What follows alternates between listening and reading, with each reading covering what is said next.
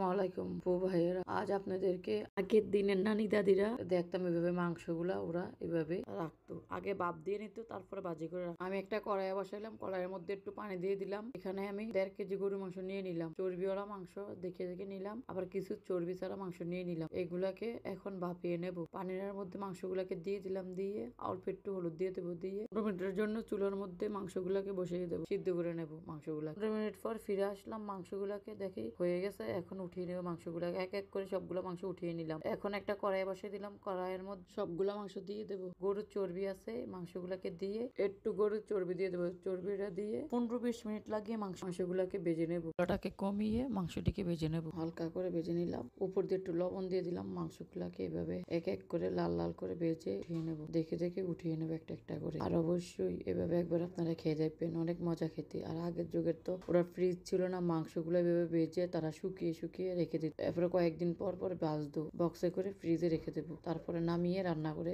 এই যে আমার মাংসগুলো এভাবে ভাজা হয়ে গেছে। অবশ্যই আপনারা একবার এইভাবে খেয়ে দেন। আমার ভিডিওটা ভালো লাগলে অবশ্যই লাইক কমেন্ট শেয়ার, আমার চ্যানেলটাকে সাবস্ক্রাইব করবেন। আল্লাহ হাফেজ।